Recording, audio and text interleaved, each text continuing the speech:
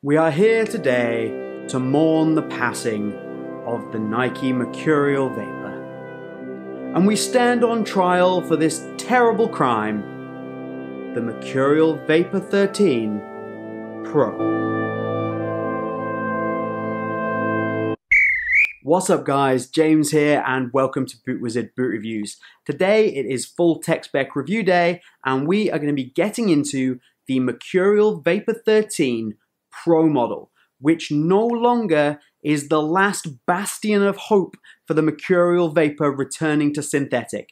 It's not synthetic anymore, they've made it a knit. Is it any good? And does that mean that the Vapor is dead? So we're going to kick things off with the biggest talking point, the most contentious issue with the Vapor 13 Pro, and that is the upper and the touch on the ball. So as I said in the intro, the upper is no longer synthetic. This is now circle knit, which is exactly the same knit as you would have found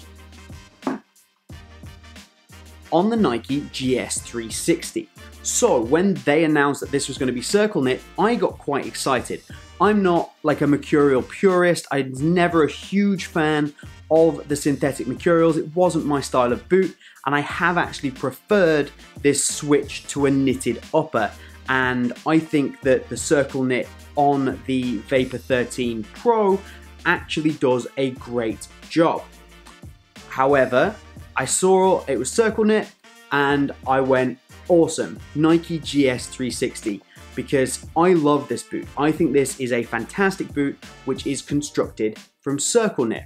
So for those of you that don't know, circle knit is very similar to fly knit, but the knit is made in a circular pattern. It's a little bit cheaper to produce than fly knit is. It's not quite as flexible. It's not quite as diverse as fly knit, but it does a great job of providing you with a knit upper. It also can't be made to be quite as structured as fly knit. So the way that they've meshed the two different types of yarn together on the new Mercurial Vapor 13 Elite, you can't really do that with the 13 Pro with the circle knit.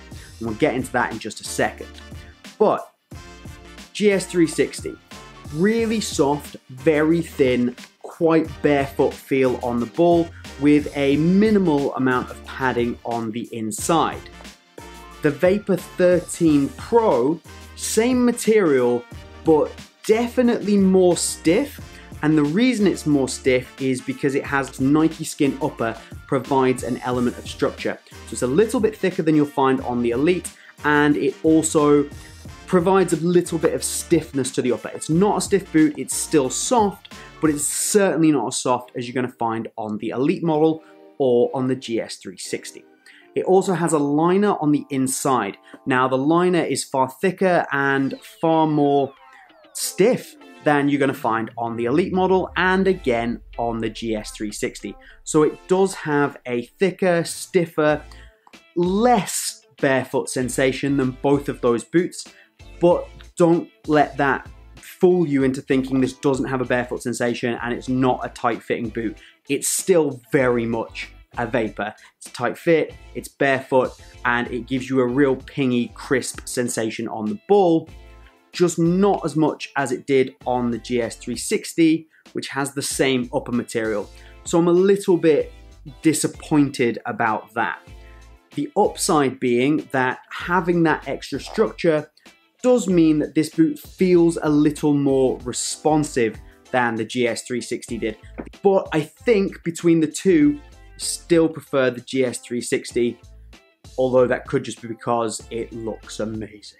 So overall, the circle knit upper is good. The touch on the ball is still sharp, barefoot, and pingy, exactly what you would expect from a Mercurial. And the only downside really is that because they can't provide the structure with that intertwining two different types of yarn as they have on the Elite model, they've provided it with a slightly thicker Nike Skin coating and a liner. So that does take away a little bit from that close to the ball feel, but only a little bit. It's still great. So looks, again, you're going to get most of what you get from the Elite model. You don't get the iridescent top coating, that's just for looks. The silhouette is slightly different. You'll have noticed that the collar here is a little flatter. It's a little more straight than it is on the Elite model. And also this white area, which mimics the two different types of yarn in the Elite. This is actually printed into the Nike skin, so that's not actually in the boots either.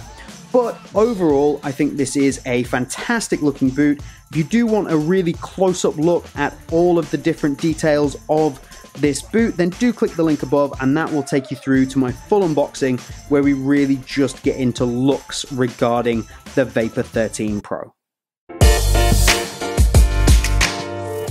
So the Soleplate and stud pattern, I have these in the AG Pro variation because I like to check out all the different stud patterns that Nike have available. The AG Pro has not changed from the previous generation of Vapor or Superfly, but this time still retains the split sole as had on the previous Pro models, but you do get the 360 wrap because it's now a knit upper. So if we compare it to the Superfly 6 Pro, you can see that instead of having the exposed sole plate, you now get the 360 wrap, but that AG Pro stud pattern remains exactly the same. The biggest difference is you do get the Aerotrax sole plate on this one.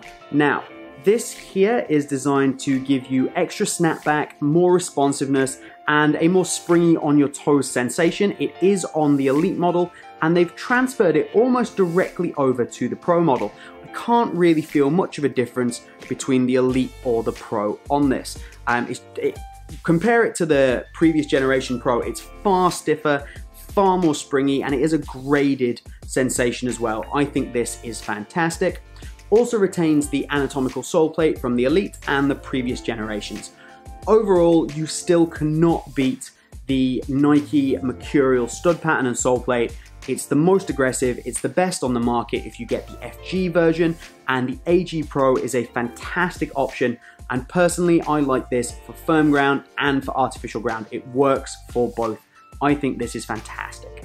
Also, just from a visuals on the sole plate and stud pattern, the centerpiece is not missing on the AG Pro. They cut this out on the FG versions to save weight and to look cool. On the AG Pro, they leave it in for durability reasons. So that is why that is not cut out on this boot. So value for money. The previous generation Nike Mercurial Pro models were fantastic value for money. And this is no different. This is a fantastic value for money boot. They come in at 130 euros, which is significantly cheaper than the Elite model, and it gives you almost all of the things that you're going to get from the Elite model. You get the Aerotrax outsole, you get the anatomic sole plate, you get the same stud pattern, you still get a knitted upper even if it is a little bit different. You get most of the responsiveness, most of the lockdown. Yeah, okay, it's not quite as good, but you're 75% there for a boot that is over 100 euros cheaper, which I think makes this fantastic value for money at full price. Now, in an ideal world, obviously you'd want to pick these up on sale and get them a little bit cheaper. If you can wait a month, maybe a couple, and wait for these to go on sale as an old colorway, you can probably pick them up for about the same price as an Academy boot. And once you can do that, that is a seriously good value for money proposition for this boot, particularly if you do go FG AG and you play on two surfaces. One pair of boots that will work on both surfaces and do a good job. Compared to other boots in the price range from other brands such as Adidas or Puma, or even some other boots in the Nike range, the Vapor 13 Pro really does kind of blow most of them out of the water. The only thing that's coming close in terms of value for money is probably the Phantom Venom Pro, which is another fantastic boot. Overall, what you get for 130 euros on this, it's a big thumbs up from me. I think this is great. You're welcome! Wait, what now? Okay, wait. Even though they're a takedown model, they are a Vapor, they still need to be light. And for reference, my Elite pair come in at 197 grams. These ones 206 grams. So you're adding about 10 grams in weight, but you do have to consider that this is the AG Pro Soleplate, so it is a little beefier and it does weigh a little more than the FG Soleplate. So if you're comparing direct FG to FG, this will be even closer again. So overall on the weight, I have nothing to complain about. So taking a quick peek inside the boot, there has been a change from the Vapor 12 Pro and the Superfly 6 Pro, and it's not for the better.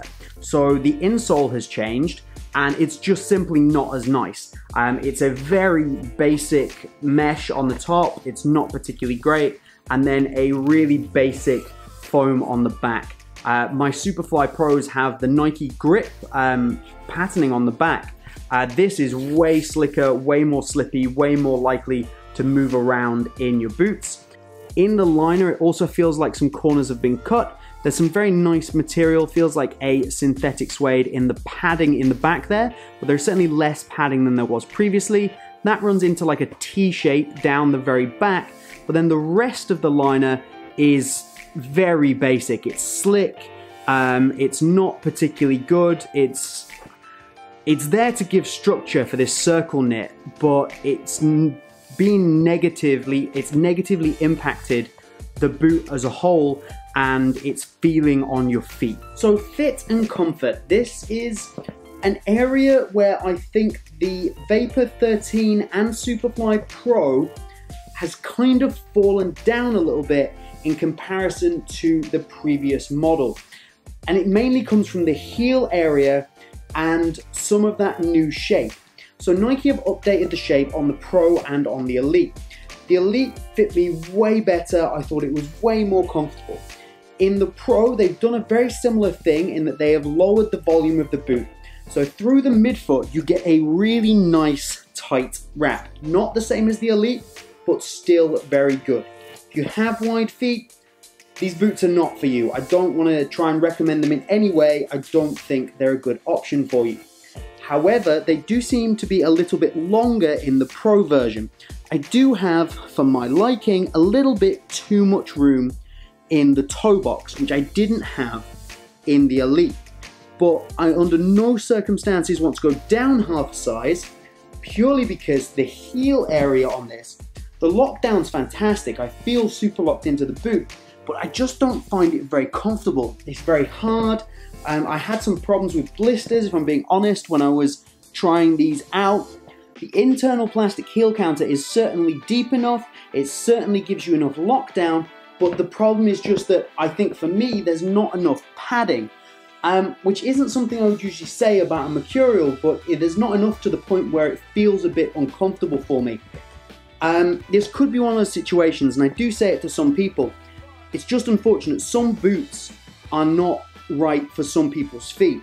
So it could just be a very simple case of the Vapor 13 Pro just isn't right for my foot shape. But I would have easily switched between the Pro and the Elite in the Vapor 12 range or in the Superfly 6 range.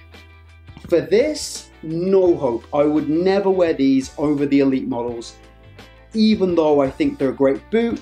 Objectively, all the tech spec is fantastic, but for me, the Elite model, the way it fits my feet, the feeling in them, there's not really much of a comparison. It's way nicer than the Pro.